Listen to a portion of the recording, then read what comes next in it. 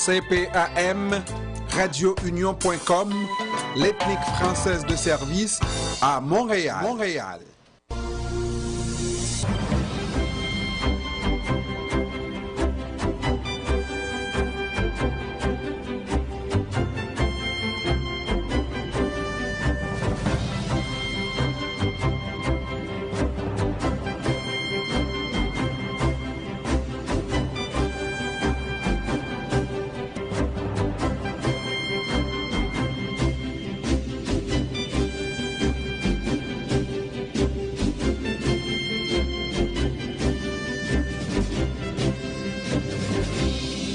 Nous avons avec nous en ligne la chef de Climat Québec, ancienne ministre des Ressources naturelles. Il s'agit de Martine Ouellette. Bon après-midi, Madame Ouellette.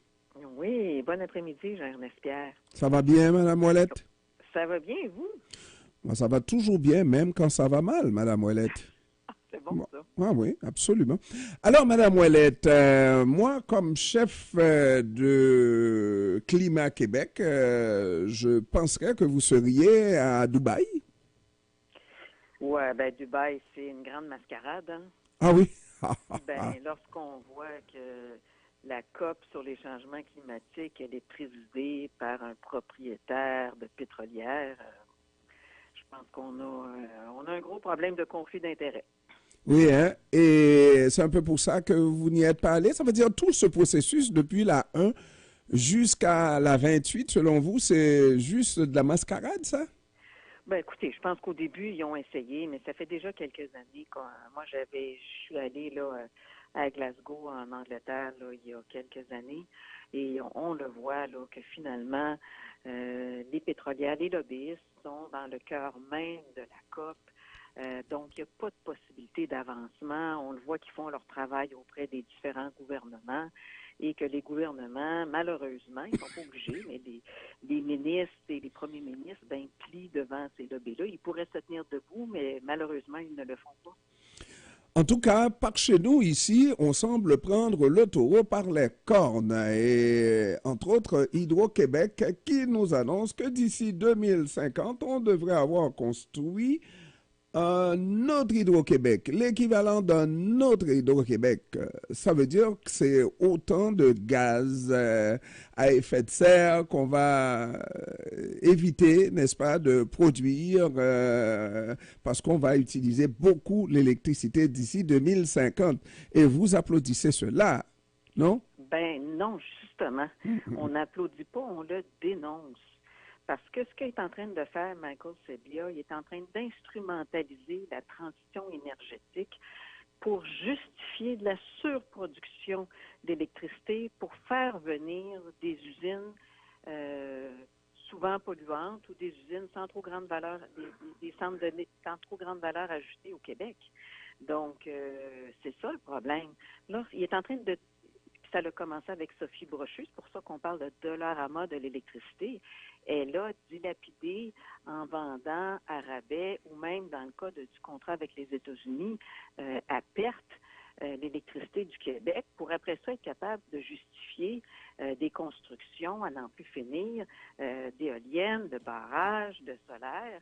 Et Michael Sebia, ben, se sert de ça pour pouvoir donner des contrats au privé et même remettre en question le pacte social et la nationalisation d'électricité avec un projet qui voudrait autoriser une entreprise privée à produire sa propre électricité, ce qu'on n'a jamais autorisé depuis la nationalisation de l'électricité. En un mot, la chef de Climat Québec est en train de nous dire que le projet de Michael Sabia, c'est tout simplement de la frime, c'est tout simplement de la surproduction d'électricité. Mais en fait, il y a quelqu'un, c'est le peuple québécois ou ailleurs, qui va donc consommer cette électricité-là qu'on va produire au Québec, non? Ben non, c'est pas, et c'est ça tout leur jeu. Ils essaient de nous faire croire que c'est nous, le peuple, petits citoyens, qui sommes les gros consommateurs et qu'il faudrait partir notre lave-vaisselle à minuit le soir. Mais c'est pas ça du tout. Ce sont les grandes entreprises. Ils ont fait venir au Québec depuis quelques années des gros centres de données qui consomment énormément, les blocs de chaîne, les chain blocks pour la crypto-monnaie qui consomment encore plus. Ils font venir des entreprises à coût de milliards de subventions. On pourrait se poser la question, c'est si pertinent comme Norvolt, qui vont consommer aussi énormément. Et Sophie Brochu, qui a signé un contrat de vente de 20 TWh avec les États-Unis, à ce moment-là, il y a 2 ans seulement, là, elle nous disait qu'on était en grand surplus. Et donc, on allait faire plein de profits avec ce contrat-là. Mais aujourd'hui, maintenant qu'on est en déficit, il va falloir produire pour être capable d'honorer ce contrat-là. Et elle a vendu l'électricité moins cher que le coût de production qu'on va avoir. Donc, on va perdre à chaque kilowattheure qu'on va vendre aux États-Unis, c'est les consommateurs d'électricité du Québec qui vont devoir payer ça en surplus de leur facture parce que on l'a pas, cette électricité-là. Il va falloir la produire, on va la produire plus cher que le prix qu'elle l'a vendue. Ce sont des milliards, des dizaines de milliards de dollars qu'Hydro-Québec va perdre. Mais supposons, parce que la preuve n'est pas faite encore, on est loin de 2050, supposons que cette électricité se consomme uniquement, parce que bon, ce qu'on vend déjà aux États-Unis, ça va rester là, mais ce qu'on va produire en surplus, c'est pour toute la flotte automobile au Québec aussi, qui va changer du tout au tout, là. Oui, mais on a déjà assez d'électricité pour être capable d'absorber l'ensemble. Si toutes les automobiles se convertissaient, si on fait des choix judicieux, c'est sûr il faut arrêter de donner de l'électricité aux banques de données, il faut arrêter de donner de l'électricité à la crypto-monnaie, il faut arrêter d'exporter là, le contrat de 20 TWh, il faut arrêter ça, il faut faire des économies d'électricité. Mais si on fait tout ça, puis qu'on est audacieux, on a l'électricité au Québec pour être capable de faire la transition énergétique. Et la première chose dans la transition énergétique, c'est de sortir le gaz de notre équation énergétique. Parce que le gaz au Québec, c'est du gaz de fracturation. C'est l'énergie la plus polluante, encore plus polluante que le pétrole. Fait que la première chose, c'est qu'il faut sortir le gaz des bâtiments, de la chauffe des bâtiments, des usines. Les bâtiments, c'est quand même assez facile. Dans bien des cas, on peut remplacer ça par de la géothermie ou par une chaudière électrique. C'est pas difficile de faire ça. Et on a déjà l'électricité au Québec si on arrête de la dilapider, c'est sûr.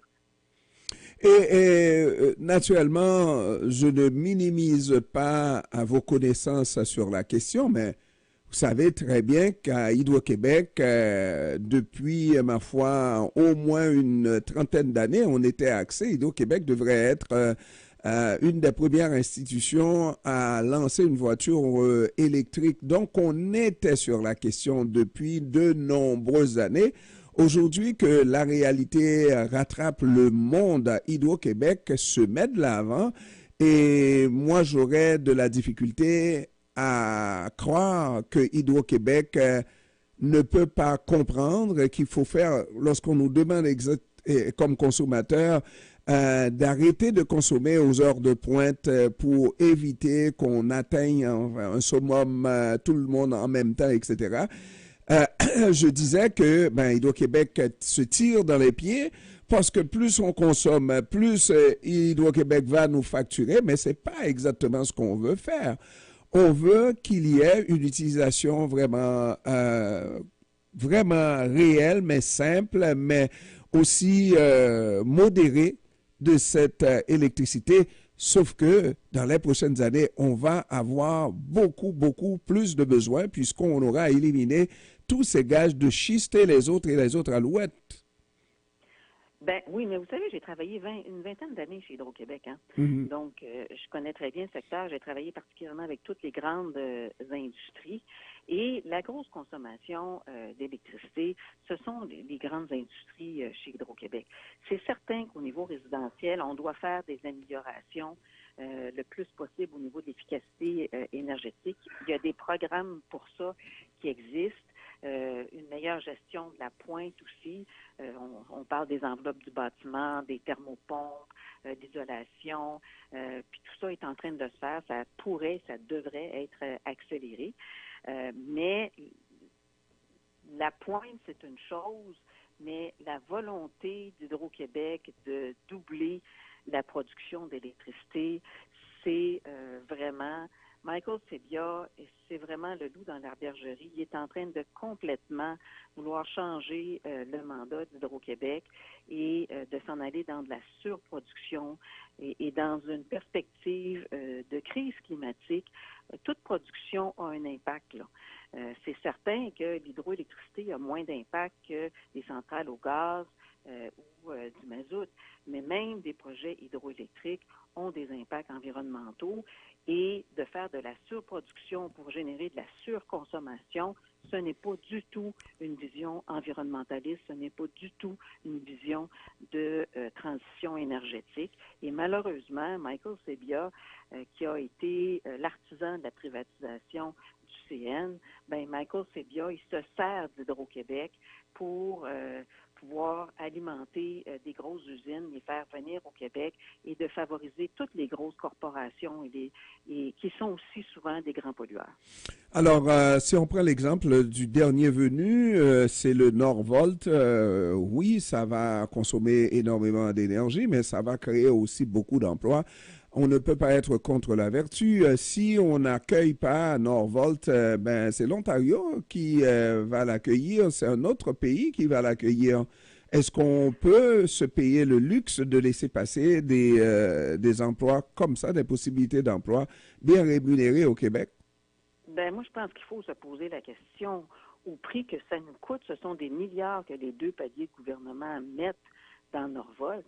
Est-ce que c'est la meilleure façon? Ces milliards-là, et plusieurs analystes, même financiers, l'ont fait remarquer, ce sont des milliards qui vont aller enrichir les actionnaires de Norvolt. Comment ça se fait qu'on rentre dans cette surenchère-là? Moi, je suis bien pour l'électrification des transports, mais je pense qu'avant même l'électrification des transports, ce qu'il faut, c'est d'avoir moins de voitures. C'est le transport en commun. Et il y en a une solution facile, c'est le transport en commun gratuit. Et on le voit bien que la CAQ, elle n'est pas là du tout, même au contraire, elle fait des bras de fer avec les municipalités sur la négociation des déficits des compagnies des compagnies de transport en commun municipales. Donc, on le voit bien, là. Ils sont dans une dynamique de grosses corporations. Ils sont dans une dynamique de capitalisme encore, puis néolibéralisme, d'utiliser l'argent de l'État pour aider des grosses corporations qui ont déjà des revenus extraordinaires. Là. Ce sont des compagnies milliardaires. Donc, oui, les batteries, mais est-ce qu'on doit mettre de l'argent public à coût de milliards pour faire venir ces entreprises-là? Est-ce qu'il n'y aurait pas une meilleure utilisation de cet argent-là? Moi, je me pose la question. Et je pense que la décision, la même chose du gouvernement fédéral canadien, de Trudeau, en Ontario, de mettre, je sais pas, là, je me rappelle plus les chiffres exacts, mais autour d'une 15 milliards pour Volkswagen, ça n'a pas de bon sens que les citoyens se retrouvent à payer des montants comme cela. Même le directeur du budget qui fait des analyses de tous ces chiffres-là dit que jamais il va avoir la rentabilité que Trudeau a promis. Ça va être beaucoup, beaucoup, beaucoup, beaucoup plus long.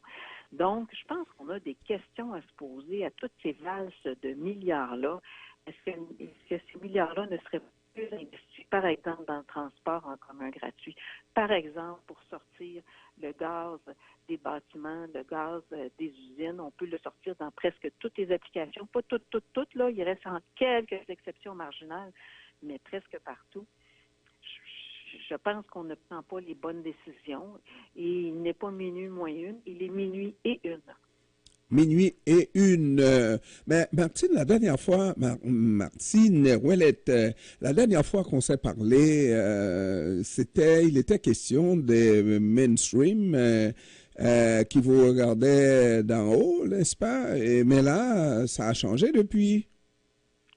La dernière fois, il était question de qui? Pardon, j'ai pas bien entendu. Des médias mainstream qui vous regardaient de haut. Le média mainstream? Oui, les Radio-Canada de ce monde. Oui, Radio-Canada, puis tout ça, ben oui, effectivement, qui faisait du du blocage systématique. Là. Ils nous ont complètement écartés là, de l'élection. Non, mais maintenant, je vois que vous êtes vraiment à la une d'un journal de Québec, je crois. Ben oui, dans certains cas, on réussit à avoir quelques sorties. C'est certain que c'est pas... on a réussi là, la semaine passée à sortir sur le dossier du tramway qu'on dénonçait. Et d'ailleurs, c'est un projet qui a été arrêté. C'était complètement insensé, ce projet-là. Je veux dire, c'est de la technologie complètement dépassée, là, la technologie qui avait été retenue pour Québec avec la compagnie Alstom. Et là, ben, le projet doit être révisé. Et nous, on propose là, un TSR intelligent qui est une technologie moderne d'aujourd'hui. Donc, c'est une carrosserie de tramway, mais sur des pneus et avec des batteries. Donc, il n'y a pas de rail, pas de béton, pas de fil. Il y a de la flexibilité tout en étant du transport structurant. C'est aussi efficace que le tramway, aussi confortable que le tramway. Ça peut transporter autant de monde que le tramway, mais avec une flexibilité là, beaucoup plus grande. Martine Ouellette, chef Climat Québec, ancienne ministre des Ressources naturelles. Je vous remercie, Madame Ouellette, d'avoir pris du temps de nous parler cet après-midi. C'est un plaisir. Merci, au revoir. Au revoir.